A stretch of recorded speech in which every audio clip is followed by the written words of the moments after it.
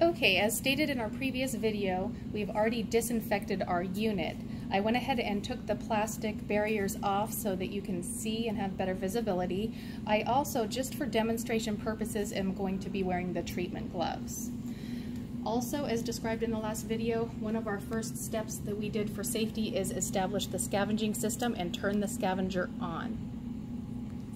There are a couple of critical steps that we need to take in order to check our tank levels and check all of the equipment to make sure that everything is working properly. So we're going to go ahead and go through that now. First thing you always want to do is start on the oxygen side. Okay, we're going to start with the oxygen tanks and we're going to be opening them up and checking the levels. What you'll see here is typically there is a tank that is full and a tank that is in use. We want to go ahead and check both tanks just to make sure. Now this tank that's full, we're not going to really use that tank, but we do need a full tank of reserve oxygen. So what we're going to do is open it and check it to make sure that it's full. Then we're going to go ahead and close it and then move on. Okay, so that's what we'll go ahead and do first. So I have my unit turned on. I'm going to go ahead and open the full tank of oxygen.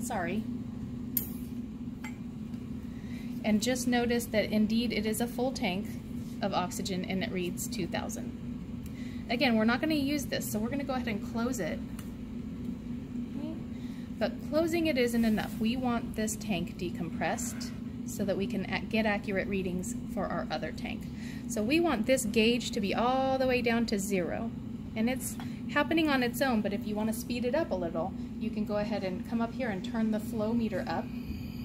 You'll see it'll purge out faster.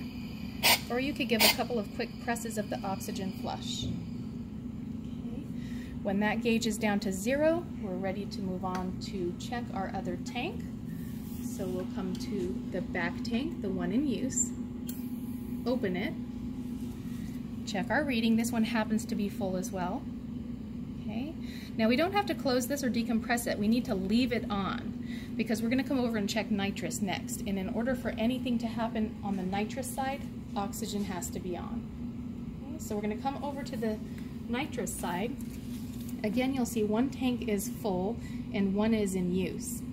Now we don't have to check the full nitrous tank. It's not a big deal if we run out of nitrous, because the patient will still be receiving 100% oxygen. So for that reason, we will go right back to the tank that's in use and just open this and check the level and get it ready. Okay, so I'm going to open the nitrous tank in use.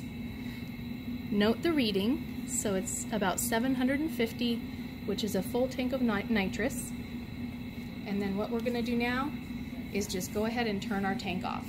So we have left open a nitrous tank and an oxygen tank.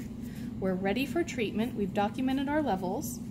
Okay, there's a couple of other things that we're going to do briefly just to check the functioning of the unit. With the unit on, we're going to check our flow meters here to make sure everything's working properly. We want to make sure that oxygen goes up to 10 liters and that nitrous goes up to 7.